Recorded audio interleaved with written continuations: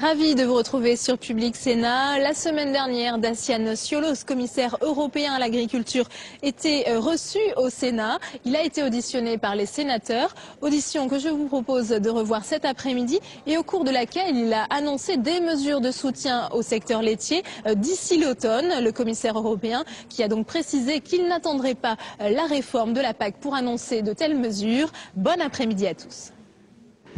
Bien.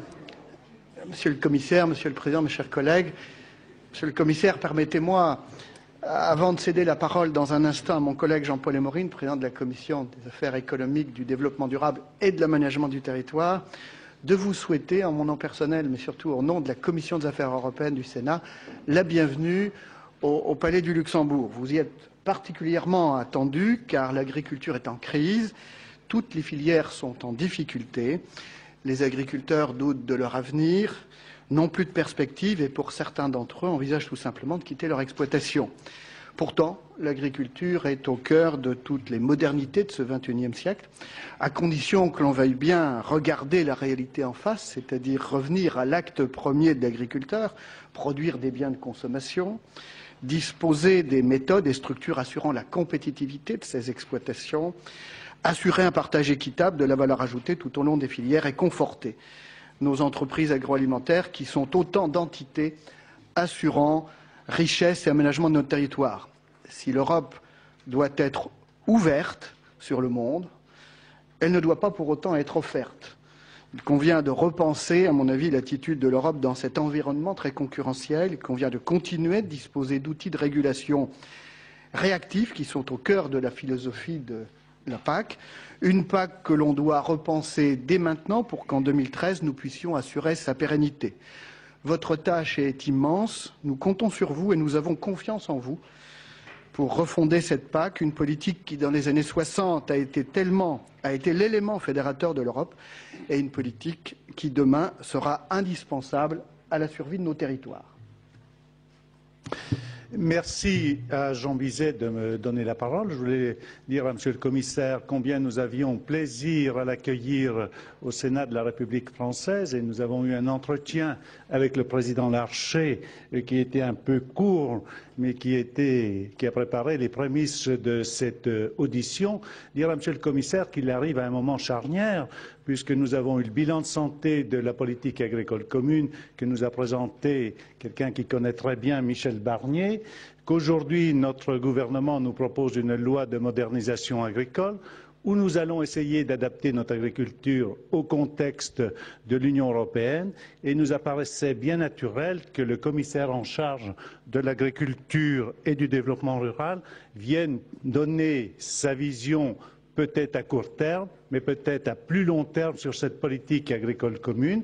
Rappelez, Monsieur le Commissaire, si vous le permettez, que vous êtes diplômé des écoles françaises, puisque vous êtes docteur en sciences agricoles de l'Université de Montpellier en 2006. Donc les gens du Sud sont très heureux de vous avoir comme diplômé. Et vous êtes diplômé d'économie et du développement agricole à l'École nationale supérieure agronomique de Rennes, mes chers collègues. Vous voyez, vous avez pris le Sud, le Nord et ouest de notre beau pays. Et pour le Bourguignon que je suis, je vous sens un diplômé de notre grand pays. Donc, Monsieur le Commissaire, nous allons vous céder la parole tout de suite pour que vous puissiez présenter cette perspective agricole de l'Union européenne. Et je crois qu'après, nous pourrons ouvrir, bien sûr, aux questions de nos collègues. Merci, Monsieur le Commissaire.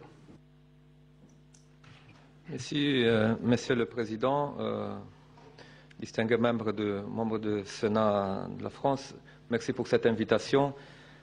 Oui, j'ai étudié en France et j'ai essayé d'extraire de toute cette expérience tout ce que j'ai pu sur la compréhension de l'Europe aussi, puisque je sais que la France est très attachée à l'Europe. L'agriculture française a pu se développer et évoluer dans le cadre de l'Europe, de la politique agricole commune. Et j'espère que dans l'avenir, la France soutiendra les projets européens au moins de manière tout aussi intense qu'elle l'a fait jusqu'à présent.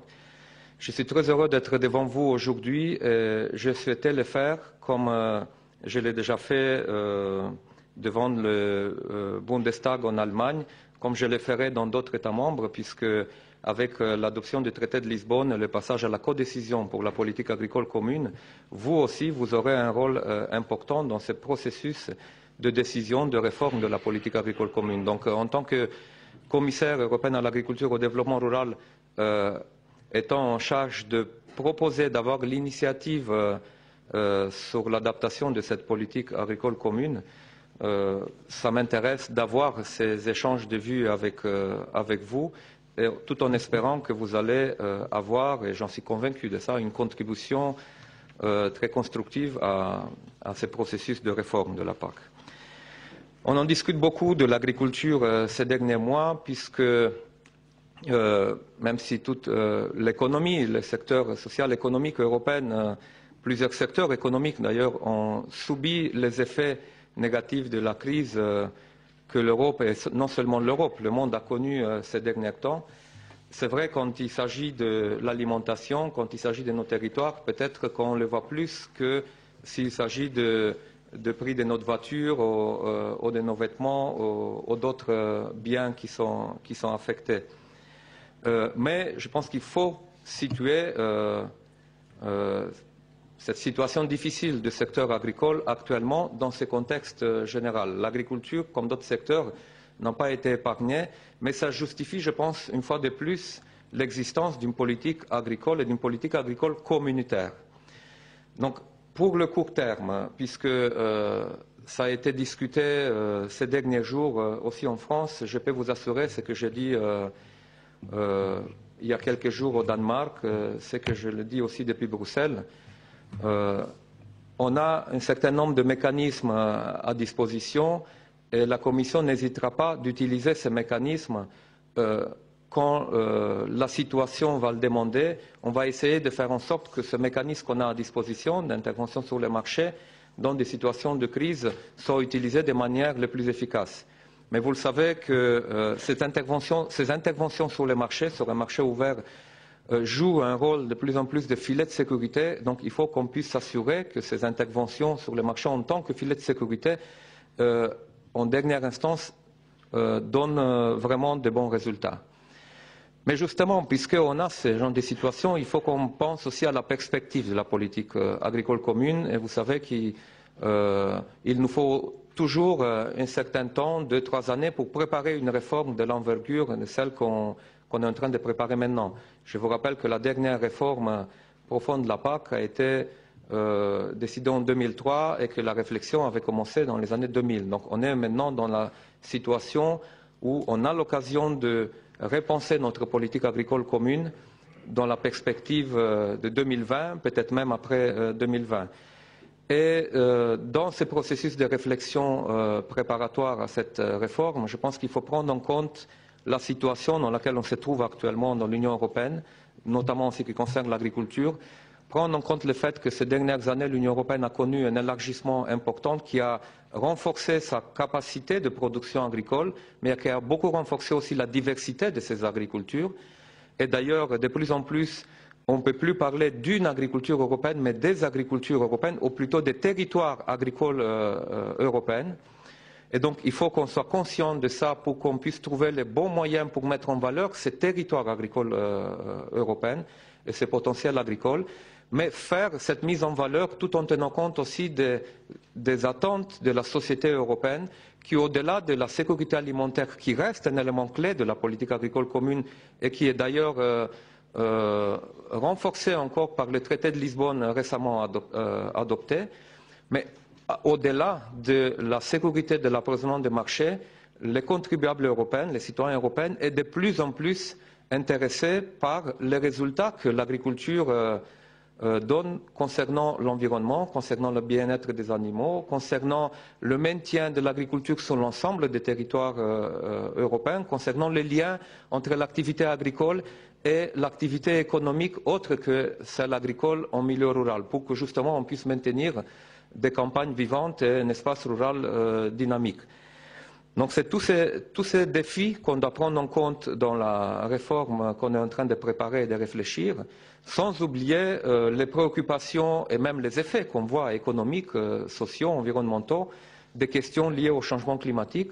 Le changement climatique auquel on doit donner des réponses, l'agriculture peut et doit donner des réponses à ça, non seulement dans le sens de contribuer à la réduction d'émissions de gaz à effet de serre, l'agriculture l'a déjà fait et c'est le seul secteur de l'économie européenne qui a atteint déjà une réduction de 20% d'émissions de gaz à effet de serre de carbone depuis 1997, depuis 1990 je pense jusqu'en 2007. Alors que la moyenne européenne pour les autres secteurs, c'est de 8%. Donc l'agriculture a déjà fait et elle a prouvé qu'elle peut faire des choses dans ce sens. Elle pourra aussi faire plus dans l'avenir, mais il faut qu'on lui donne les moyens. Et il faut que ces contributions, ces attentes de la société, on les prenne en compte au sein de la politique agricole commune. Je vous rappelle aussi le projet que la Commission européenne a proposé à l'Europe, l'Europe à l'horizon 2020, pour relancer la croissance. En Europe, une croissance qui doit être plus intelligente, durable et plus inclusive. À ces objectifs aussi, l'agriculture pourra y contribuer et la PAC réformée va prouver qu'on peut prendre en compte une agriculture, un espace rural qui préserve l'emploi et qui stimule la création de l'emploi, donc une croissance inclusive, que l'agriculture contribue à une gestion durable des ressources naturelles puisqu'elle travaille avec la matière vivante, l'agriculture très souvent, et que l'agriculture saura aussi, par la stimulation de processus d'innovation, contribuer à adapter ces technologies pour qu'elles soient plus compétitives, pour qu'elles soient plus respectueuses de l'environnement, pour qu'on produise des aliments plus sains et plus sûrs en utilisant les résultats de la recherche scientifique. Donc, toutes ces questions sont nos préoccupations pour la PAC de l'avenir. On va essayer de trouver des réponses ensemble. Pour conclure, je vais juste vous dire en termes de calendrier que je viens de lancer un débat public pour que cette discussion autour de l'avenir de la PAC ne reste pas limitée dans le cercle restreint des experts en agriculture ou des agriculteurs, puisque la PAC s'adresse à toute la société européenne et il faut que ça soit très clair, mis en vue, en valeur, cet aspect. Donc j'ai lancé ces débats publics pour voir les contributions, les attentes, les réactions des citoyens européens à travers des différentes formes d'organisation et d'expression publique et citoyenne. Au mois de juillet, à mi-juillet, je vais organiser une conférence à Bruxelles pour en tirer les conclusions de ces débats publics.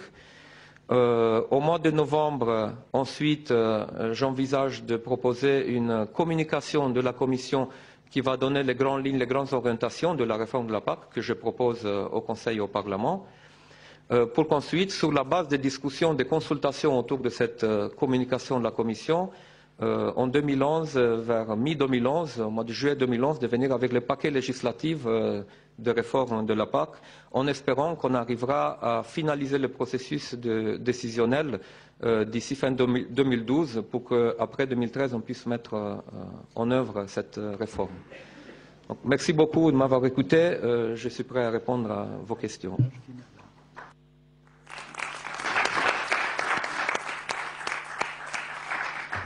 Merci, Monsieur le Commissaire. On va donc d'emblée donner la parole à un certain nombre de collègues qui ont des tas de questions à vous poser. Peut-être qu'on pourra demander à deux premiers, à Gérard César, qui est donc le rapporteur de la loi LMA d'une part, et Madame Bourzet, qui est coprésidente du groupe de travail sur la PAC au niveau de la Commission des Affaires européennes, dans un premier temps. Ces deux personnes. Oui, merci, Monsieur le Président. Monsieur le Commissaire, vous avez expliquer votre désir justement par rapport à l'Union européenne et par rapport à la PAC après 2013. C'est important de le dire. J'aurais deux questions très précises et très courtes pour laisser la place à des collègues. Ça concerne le problème de l'assurance que nous voulons mettre en place en France au titre de la LMA concernant justement les aléas climatiques. La question que je peux vous poser, nous savons que nous avons aujourd'hui des marges de manœuvre au niveau national par rapport donc au bilan de santé de la PAC. La question que je voulais vous poser, quelle faculté aura-t-on dans la nouvelle PAC de continuer à soutenir les dispositifs d'assurance. Ça, c'est un point très important.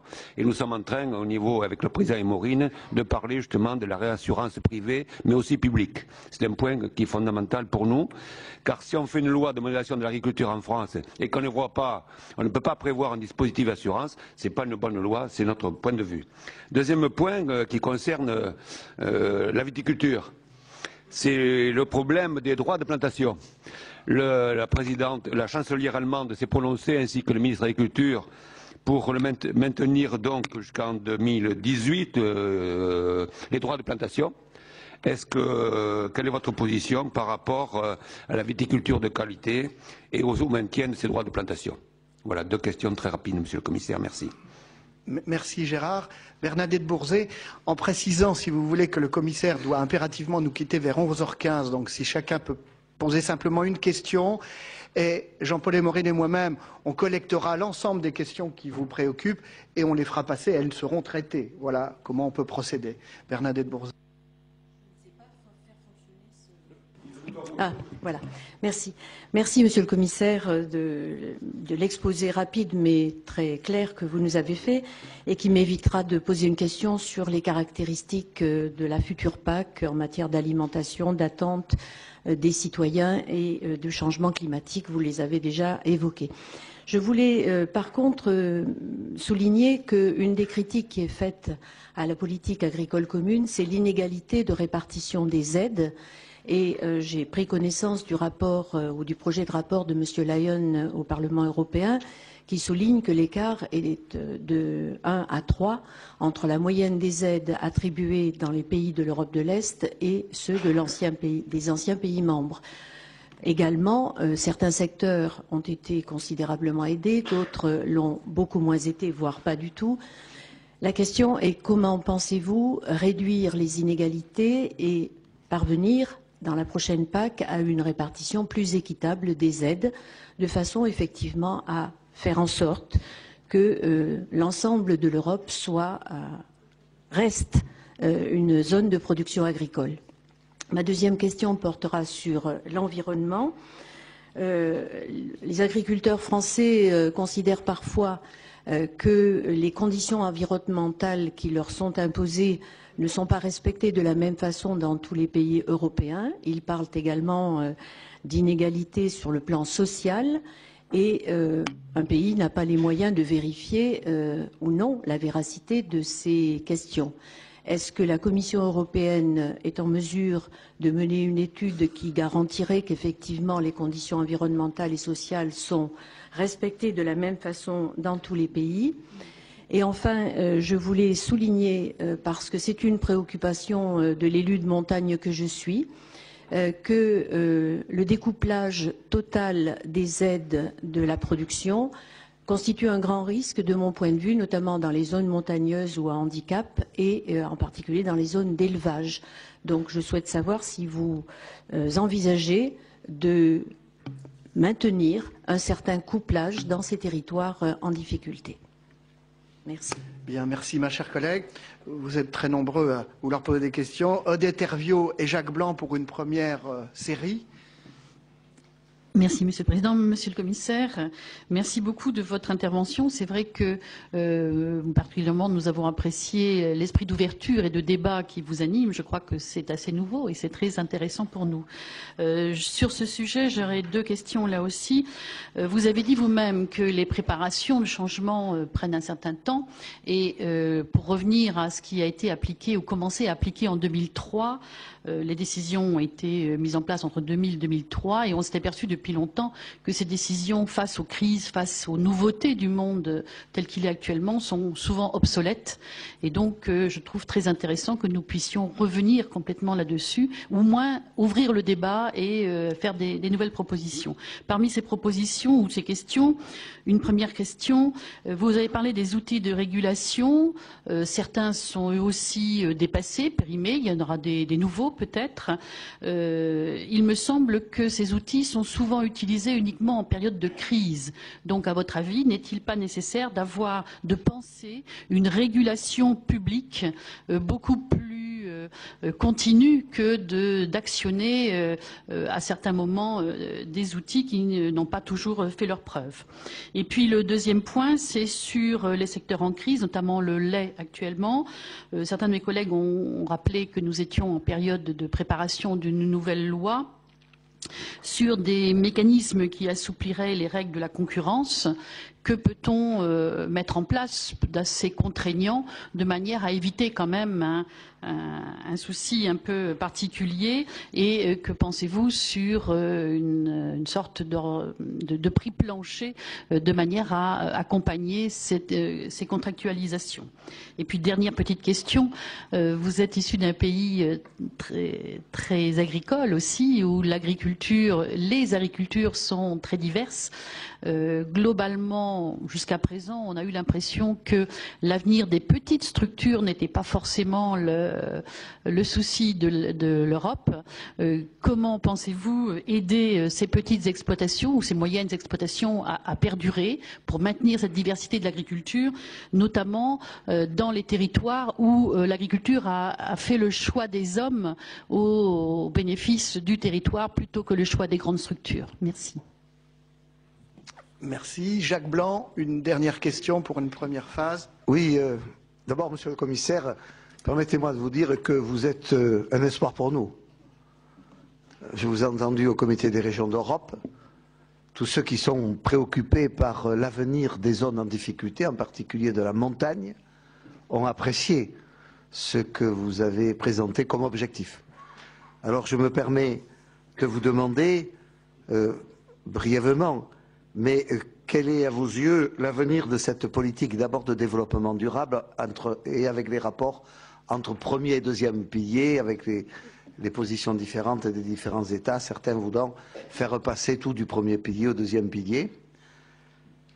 Si la politique agricole de montagne peut espérer être confortée dans sa double dimension, une dimension de production, et il y a le problème de la reconnaissance même de la signature des produits de montagne, et bien sûr aussi une fonction environnementale, mais on ne voudrait pas qu'on ferme les yeux sur l'exigence de la fonction économique de la production agricole.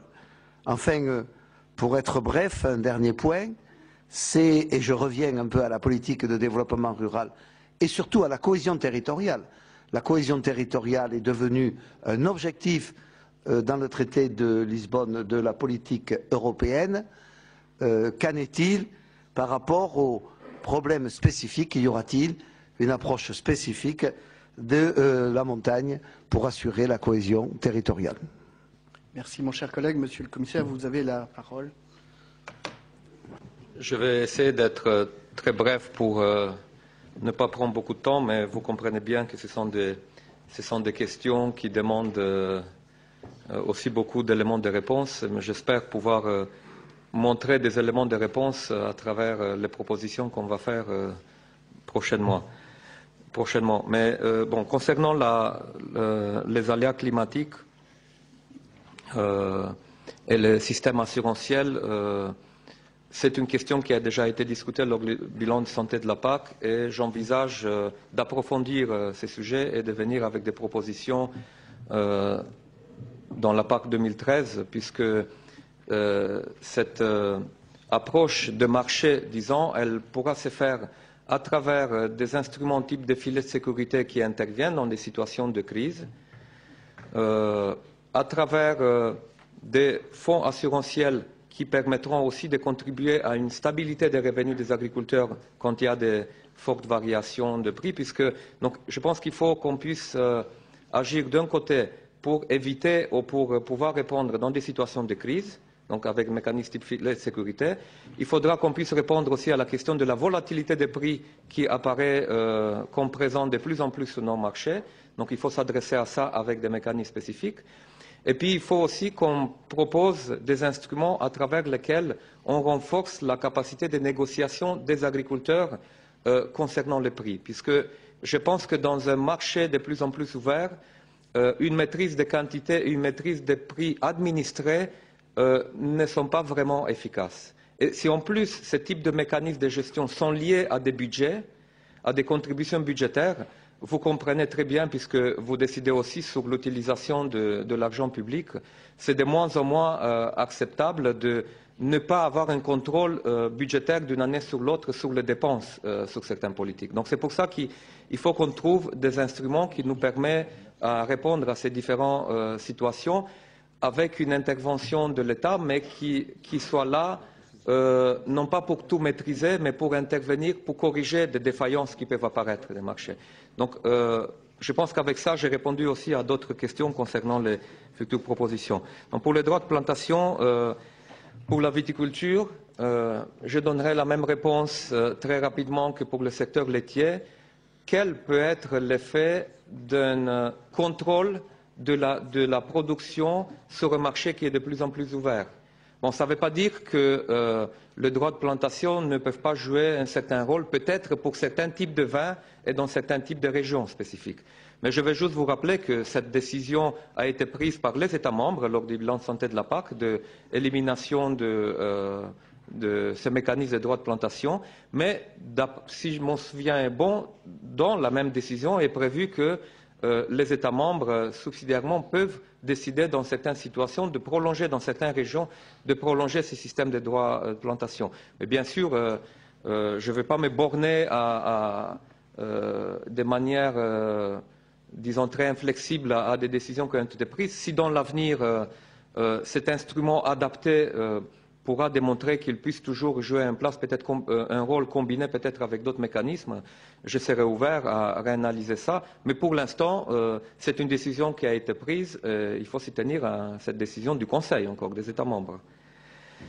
Bon, la répartition des inégalités des aides, oui, on va l'aborder en abordant les paiements directs de notre angle, sur la base des nouveaux critères, des nouvelles objectifs et des nouvelles critères de distribution, des critères qu'on va appliquer de manière uniforme à tous les États membres. Bien sûr, ça ne veut pas dire que le niveau de paiement sera uniforme à toutes les régions, à tous les types d'agriculteurs, puisqu'il y a certaines différences.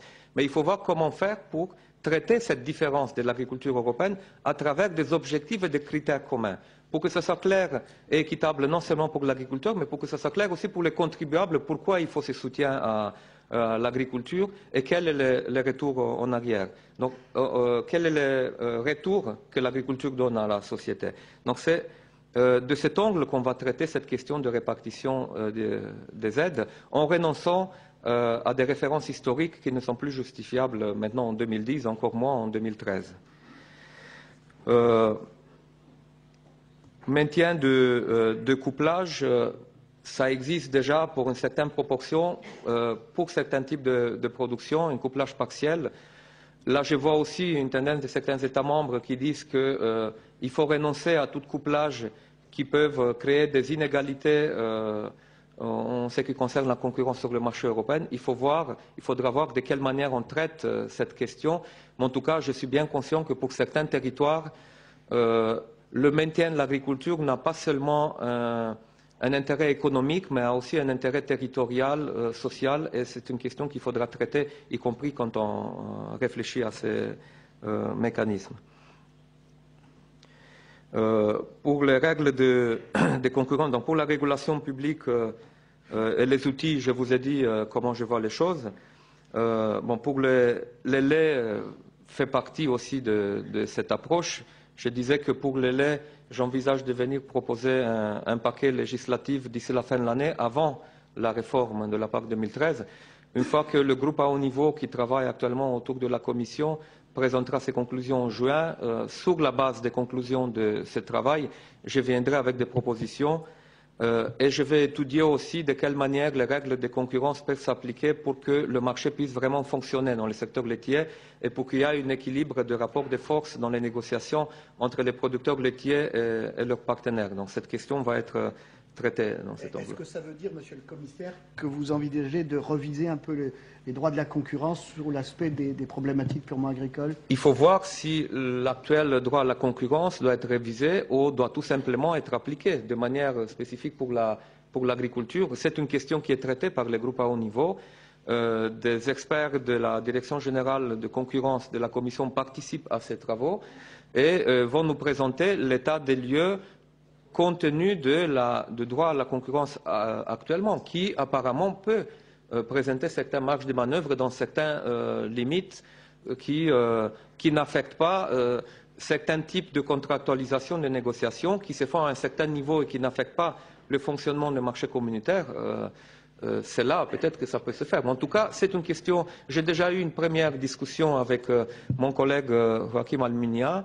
J'en aurai pour trouver la bonne solution.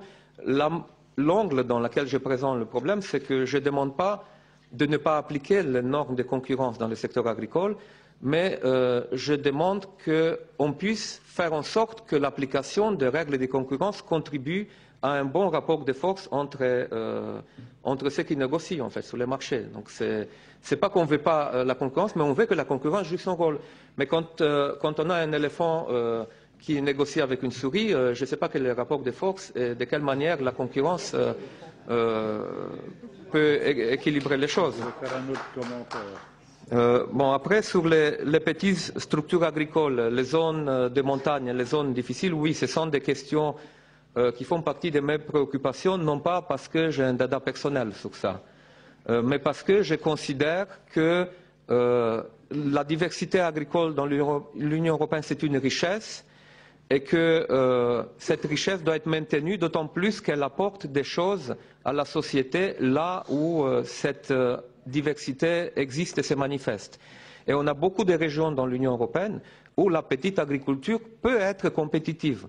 Si on définit la compétitivité comme la capacité d'une entreprise agricole de dégager des revenus qui lui permet de vivre sur les territoires respectifs, alors même une petite exploitation, si elle vend une production à haute valeur ajoutée, si elle vend une production sur les marchés locaux, sur les circuits courts, et donc si les exploitants arrivent à vivre de leurs revenus, alors c'est une exploitation compétitive, elle a le droit d'exister et d'apporter sa contribution économique, sociale à son territoire, tout aussi comme une grosse exploitation. Et donc c'est à travers cet angle de vue que je m'intéresse aussi à offrir dans la future PAC des instruments qui permettent aux régions, aux États membres qui le souhaitent, de mettre en valeur aussi ce type d'agriculture. Et si on éteint cette approche à un territoire, c'est de la même manière pour la montagne, pour d'autres zones spécifiques dans l'Union européenne. Je pense que l'agriculture joue un rôle économique, mais joue aussi un rôle territorial, environnemental, social. Et ces éléments créent de l'emploi et maintiennent l'emploi. Et ce sont des régions où, sans agriculture, je ne sais pas quelle autre activité économique pourrait créer de l'emploi. Donc, on va essayer de faire en sorte que, dans les mesures proposées dans le premier pilier, peut-être aussi dans le deuxième pilier, de proposer des instruments qui permettent à prendre en compte cette spécificité. Merci, Monsieur le Commissaire. Vous êtes encore 11 à souhaiter poser une question et il reste 20 minutes à peine. Donc, une première série de 6, si vous pouviez être assez ramassé dans vos questions. Marcel Deneux.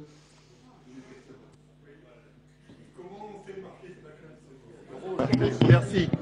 Bon, moi, pour faire court, Monsieur le Commissaire, moi, tout ce que vous avez dit me convient. Mon inquiétude vient du rôle que vous allez avoir à jouer et comment vous pourrez résister aux pressions que nous avons connues sur la politique agricole commune. Moi, je suis l'un des pères de la politique agricole commune, sans trop me vanter. Il faudrait revenir quand même aux fondamentaux et au traité de Rome. On avait donné un rôle à cette politique agricole commune. Ce rôle continue à avoir besoin d'exister. Et toutes les déformations qui sont venues depuis viennent de la pensée unique des économistes par rapport aux agricultures pour des problèmes qui n'étaient pas les nôtres. Le découplage, c'est une construction OCDE, ça vient des pays anglo-saxons, c'est pas l'Europe. Alors bien sûr, on nous l'a imposé. Vous allez avoir, vous, à vous reposer la question, qu'est-ce qu'on fait pour une agriculture telle que vous nous l'avez définie? Ce que vous nous avez défini n'est pas compatible avec les règles des grands économistes mondiaux. Alors, est-ce que vous serez capable de résister ou pas? J'espère que oui, mais je voudrais vous dire que votre tâche va être immense parce que toutes les forces économiques sont contraires au raisonnement que vous développez et que je soutiens. Alors, je ne veux pas insister davantage, mais je veux vous dire qu'il faudra revenir aux fondamentaux, remettre en cause les règles de l'OMC qui ne sont pas compatibles, voir par exemple, pour prendre un exemple, que les accords de Bretton Woods ne sont pas compatibles avec notre politique de biocarburants. Si je puis me permettre, oui. On passe à la question suivante parce que... Exactement. Mais ce que je veux vous dire, c'est que vous trouverez en France des courants pour vous soutenir, à condition de sortir des sentiers battus des 10 dernières années. Merci. Monsieur Navarro. Monsieur le commissaire, je tenais à vous remercier et votre présence vient du fait, je crois, que le traité de Lisbonne a amené bon nombre de pouvoirs nouveaux au Parlement européen et aux parlements nationaux. J'en suis très heureux. Comme quoi même ce traité a apporté des choses intéressantes. Vous avez répondu à bon nombre de questions que je me posais de façon positive et comme le dit Marcel Deleuze, j'en suis très heureux. Mais la question que je voudrais vous poser, qui n'a pas été posée en réflexion, est-ce que vous pensez que le budget de l'Union est conséquent pour porter la politique agricole qui nous serait utile? De mon point de vue, il faudrait qu'à un moment donné, on se pose la vraie question des moyens. Parce que l'Europe politique que nous souhaitons, au niveau de l'ambition tant agricole que dans d'autres domaines nous voulons porter, il faudra bien qu'un jour on ait le courage au Parlement de doubler au-delà le budget du Parlement européen. Merci mon cher collègue. Monsieur Courteau. Oui, monsieur le commissaire, je voudrais, dans le prolongement de la question qui a été posée par Gérard César, vous dire et vous rappeler que le 25 mars dernier, les eurodéputés ont voté le rapport du député Scotta sur la politique de qualité. Ce qui montre que le Parlement européen est favorable au maintien d'outils de régulation pour la production de qualité. Or, justement, vous avez répondu à la question de Gérard César. Moi, je voudrais vous dire qu'on ne peut garantir l'origine et la qualité si on libéralise les droits de plantation. Donc, j'insiste encore une fois là-dessus. C'est un dossier qu'il va falloir reprendre. Mon deuxième point, sur la viticulture toujours, je souhaiterais savoir ce que vous pensez d'une révision de la politique promotionnelle en faveur du vin.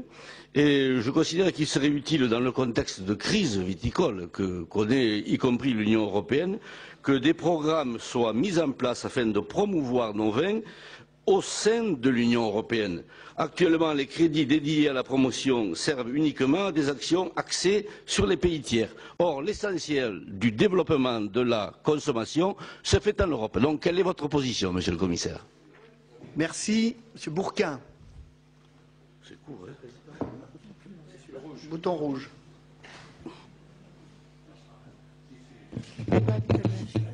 Ça y est, ça fonctionne. Monsieur le Président, Monsieur le Commissaire, tout d'abord, je voudrais me faire l'interprète de toutes celles et ceux qui, dans l'agriculture, connaissent une situation dramatique aujourd'hui. Il faut savoir qu'il y a eu non seulement une grande manifestation hier, mais dans tous les territoires agricoles, aujourd'hui, il y a une situation qui est extrêmement grave. Et tout à l'heure, vous avez eu, concernant les régulations, les ouvertures du marché, des mots très intéressants. Il faudra qu'ils soient suivis d'actes précis et faire en sorte que, entre une économie totalement ouverte, et le Président tout à l'heure a parlé d'économie offerte, et une économie administrée, il y a un juste milieu qui s'appelle une économie régulée. Chaque fois que l'on ouvre, il faut mettre des régulations. Et les régulations, là c'est ce qui m'inquiète un peu, mais vous devriez préciser votre propos à ce sujet. La régulation ne peut pas venir seulement en temps de crise. Elle doit être là à tout moment pour justement faire en sorte de faire de la prévention par rapport aux crises et faire en sorte surtout que tous celles et ceux qui ont beaucoup investi, qui sont compétitifs, notamment les producteurs de lait et bien d'autres, qui ont joué le jeu vraiment d'une agriculture moderne et des revenus décents. Ce n'est pas le cas aujourd'hui. Merci. Gérard Lecam, pardon. Merci, Monsieur le Commissaire. La question a été abordée tout à l'heure, en partie en tout cas. Monsieur le ministre de l'Agriculture française nous a laissé entendre qu'il souhaitait voir évoluer les règles de concurrence européenne parce qu'il s'agit de la clé dans le texte de loi de modernisation agricole pour pouvoir régler la question essentiel de répartition équitable des marges. Chaque fois que nous avons des propositions concrètes à faire dans les textes, on nous retoque au regard des règles de concurrence européennes, notamment par rapport à des questions de prix plancher, de prix minimum indicatif ou d'interdiction de vente à perte. Donc nous pensons qu'il est indispensable que cela évolue si nous ne voulons pas que le producteur, c'est-à-dire l'agriculteur français, reste constamment la variable d'ajustement. Autre point très rapide, la fin des quotas ne risque-t-elle pas d'être une catastrophe environnementale dans des des secteurs qui seraient abandonnés ou mis au profit de cultures beaucoup plus polluantes. Merci. Gérard Bailly. Oui, merci, monsieur le commissaire. Déjà de vos propos, je crois que d'autres collègues ont dit combien l'agriculture était en crise. Je crois que le Figaro mettait hier 400 suicides, donc plus d'un par jour actuellement. Lundi matin, j'avais le comptable à la maison. Je peux vous dire qu'il me donnait les comptabilités des exploitations. Il y en a beaucoup, c'est moins 30 000, moins 40 000 euros, avec zéro de revenus. Donc tout cela, il y a une situation d'urgence qu'il faut prendre en considération. Donc ma question aussi est de bien vouloir insister sur ce sujet-là, mais une question très précise, quand on voit l'article de presse par exemple qui nous dit la France peut-elle continuer à limiter seule sa production, parlant de la production laitière. Alors la France, je crois, là plus blanc que blanc, je vous donne un exemple. Par exemple, l'exploitation que je connais bien, puisque c'est celle de mes fils, ont dépassé leur quota à partir du 21 mars, c'est-à-dire 10 jours. Le 12 avril, ils recevaient déjà la facture à payer, et déjà sur la paye de lait d'hier, il y avait déjà les retenues. Est-ce que tous les pays de l'Europe font la même chose, une telle rigidité pour l'application des quotas laitiers? Parce que je crois que la France ne peut pas toujours être la seule à faire plus blanc que blanc. Benoît Huré. Monsieur le commissaire, une question brève. Peut-on envisager demain, dans le cadre de la PAC, une flexibilité ou plutôt une variabilité des aides européennes qui tiennent compte et qui soient complètement adaptées aux conjonctures économiques et notamment des cours, ce qui permettrait et aux consommateurs et aux contribuables d'avoir une plus grande compréhension de la nécessité d'avoir de l'argent public pour soutenir ce secteur agricole? Oui, monsieur le commissaire, j'ai entendu votre exposé introductif dans lequel vous avez souligné les nouvelles attentes de la population en termes d'emploi, de respect de l'environnement et des défis du changement climatique. Alors, deux questions très précises. Dans les outils que vous allez mettre en place, l'évolution de l'agriculture depuis un certain nombre d'années est liée aux politiques agricoles qui ont finalement incité à une agriculture spécialisée à outrance, forte consommatrice d'intrants et mécanisée, plus précisément qui a substitué le capital au travail. Alors, quels outils allez-vous mettre en place pour favoriser des systèmes d'exploitation plus intégrés et plus autonomes? Ma deuxième question, elle sera très courte. Une seule, mon cher collègue, parce qu'il nous en reste encore 5, et il n'y a plus que 5 minutes, si je puis me permettre. Jean Boyer. Monsieur Boyer.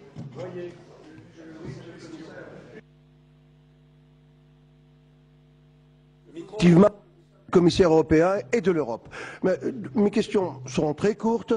Vous avez évoqué que les diversités européennes étaient des atouts. Ne pensez-vous pas quand même que ce soit aussi des handicaps pour la France, par exemple, puisque nous avons des disparités sociales? Deuxièmement, un handicap.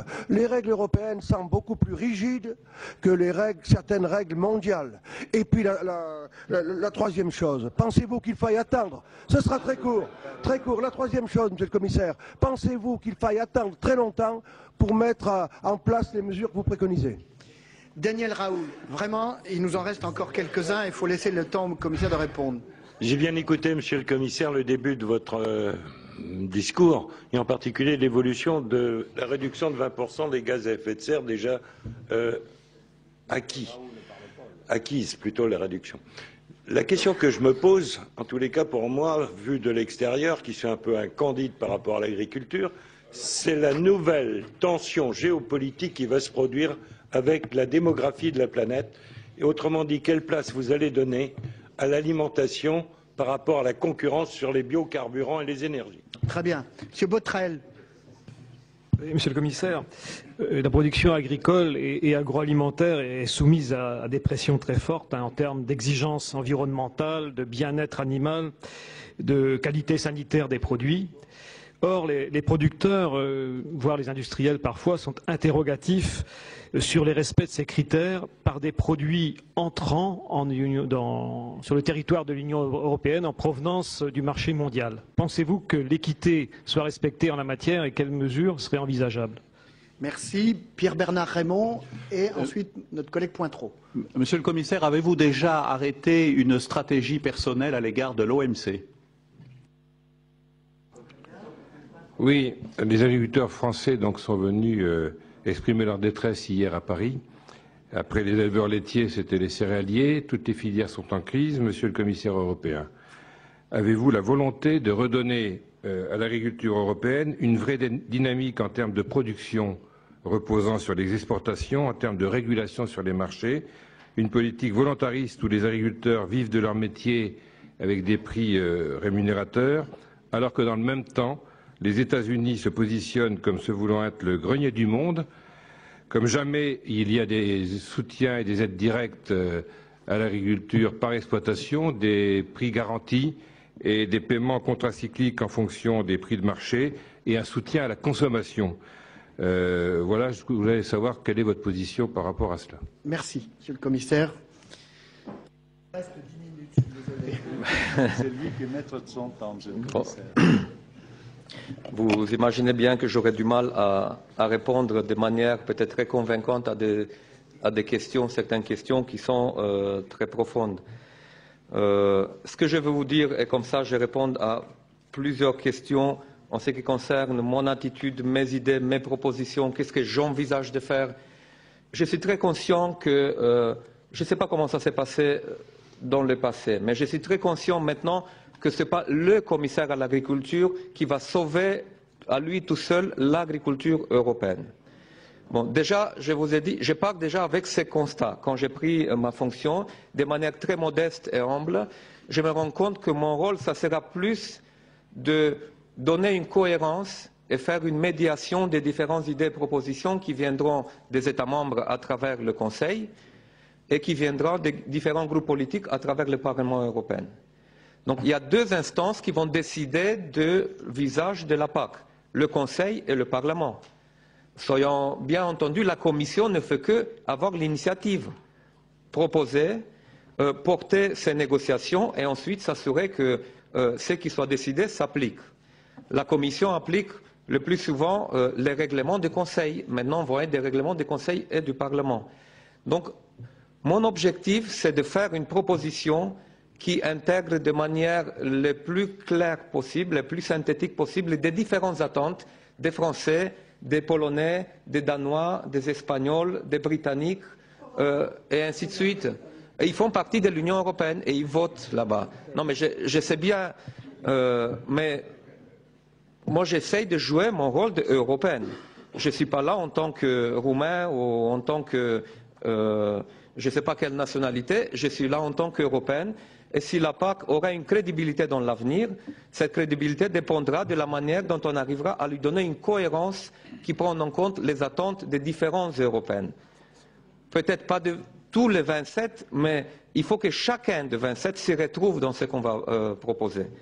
Donc, en allant vite maintenant sur certaines questions, donc comment résister à des pressions sur la future PAC, je vous ai donné ma réponse. J'essaye d'expliquer ma vision sur la PAC pour essayer d'attirer des idées qui vont dans le sens d'un soutien de la PAC et non pas défendre la PAC parce que je pense que la PAC n'a pas besoin d'être défendue, mais elle a besoin d'être exprimée, d'exprimer de manière la plus claire possible. Donc j'espère que je vais trouver le soutien et que je vais être sur la même longueur d'onde avec le plus possible de membres du Parlement et avec le plus possible d'États membres. Et à partir d'une situation réelle, actuelle. On est en 2010, on pense à une PAC dans la perspective de 2013. La situation est différente de il y a 10 ans, 15 ans, 20 ans, 30 ans, et il faut prendre en compte cette réalité. Bon, le budget et les moyens, je vous ai répondu aussi à cette question. Je vais essayer de venir avec des propositions qui tiennent compte des attentes que je vois qui existent déjà dans les États membres au Parlement, parmi les agriculteurs, et avec l'espoir que après le Conseil et le Parlement aura la sagesse de doter la politique agricole commune avec le niveau de budget en rapport avec les ambitions qu'on a par rapport à cette politique. Et c'est pour ça que je ne parle pas maintenant du budget, parce qu'il ne faut pas mettre la charrue devant le bœuf. Il faut d'abord voir qu'est-ce qu'on veut faire avec ce budget, qu'est-ce qu'on propose pour ça. Bon, pour la politique de qualité et la viticulture, bon, la régulation des quantités et des prix, Bon, pour la viticulture, je disais la décision a été prise.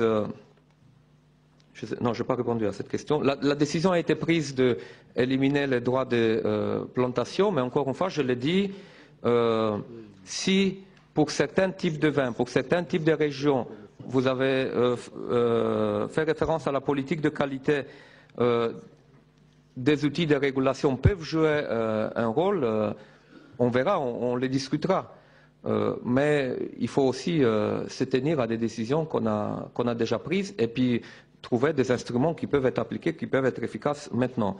Politique promotionnelle pour le vin et pour les autres produits, en général pour les produits de qualité, moi je crois beaucoup dans la politique de qualité. Je pense que c'est un atout de l'Union européenne sur les marchés internationaux.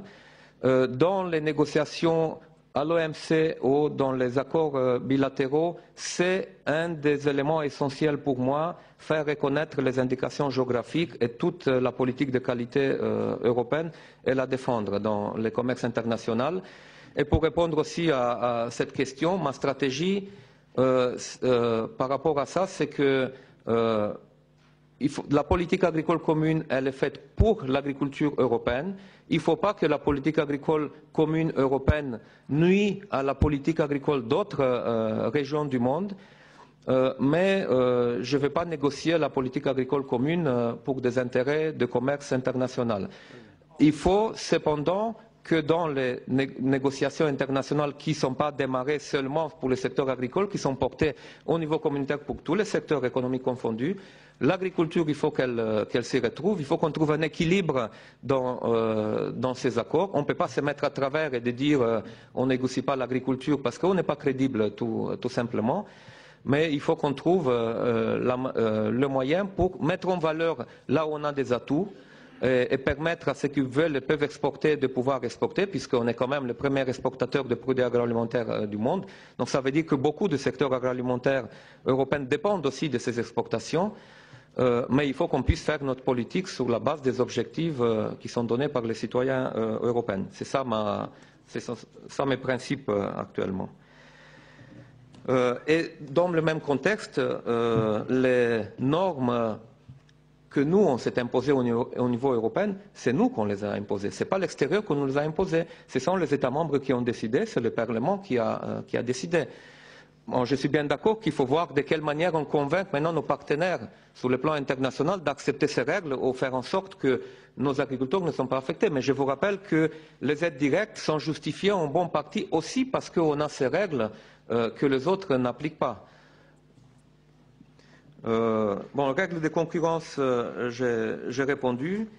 Situation de crise actuelle, je l'ai dit tout à l'heure dans la rencontre avec le président du Sénat, je suis bien conscient qu'il y a aussi une situation difficile du secteur agricole, mais qui n'affecte pas seulement le secteur agricole. Et je ne dis pas ça pour dire qu'il ne faut pas intervenir spécifiquement pour le secteur agricole, mais je dis qu'il faut voir ça aussi dans un contexte plus large. Je suis prêt à mobiliser les moyens qu'on a actuellement à disposition, mais je pense que la meilleure réponse qu'on peut donner aussi à cette situation de crise et de détresse dans le secteur agricole, c'est surtout clarté par rapport à l'avenir. Bon, ça ne veut pas dire qu'il ne faut pas prendre en compte ce qui se passe maintenant. S'il y a une marge de manœuvre à la Commission, s'il y a une marge de manœuvre aux États membres, il faut voir où est le meilleur niveau pour qu'on puisse intervenir. Mais je pense qu'il est important aussi le signal qu'on donne concernant l'avenir.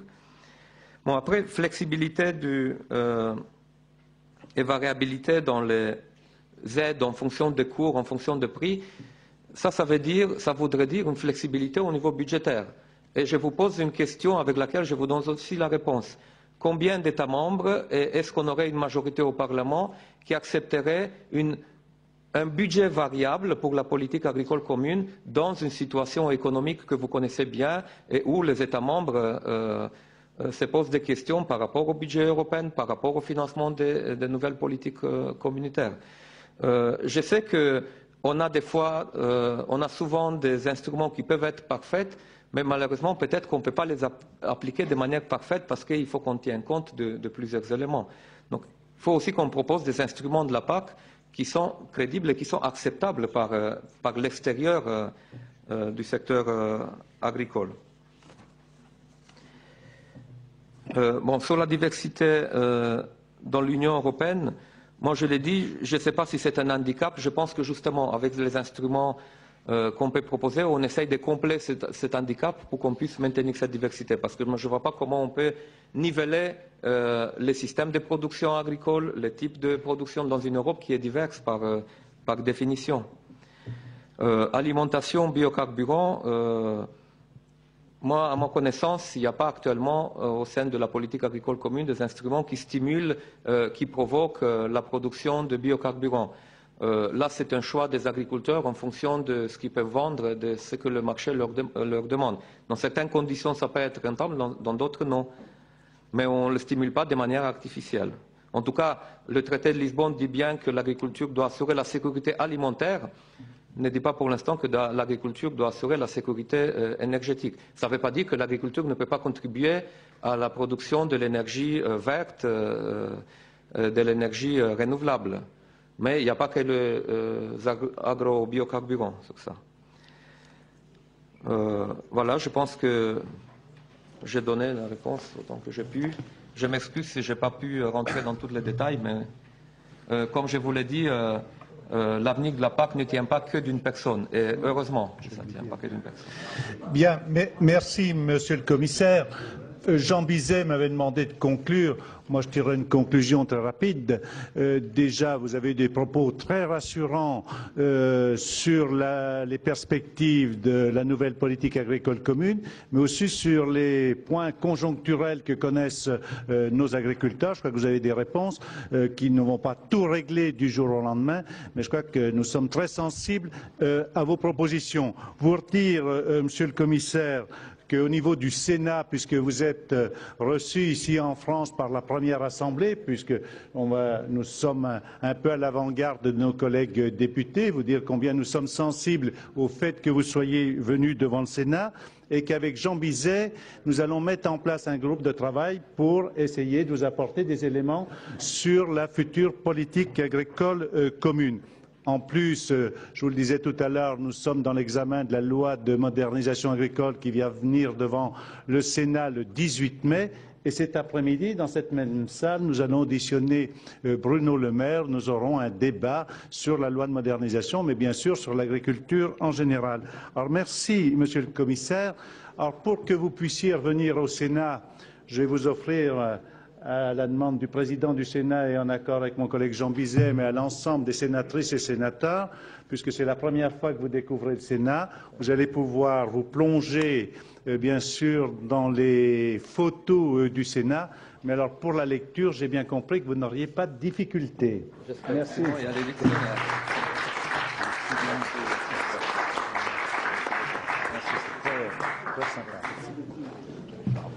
C'est la fin de cette audition. Pour la revoir, notre site internet publicsénat.fr. Merci de votre fidélité et à très bientôt sur notre antenne.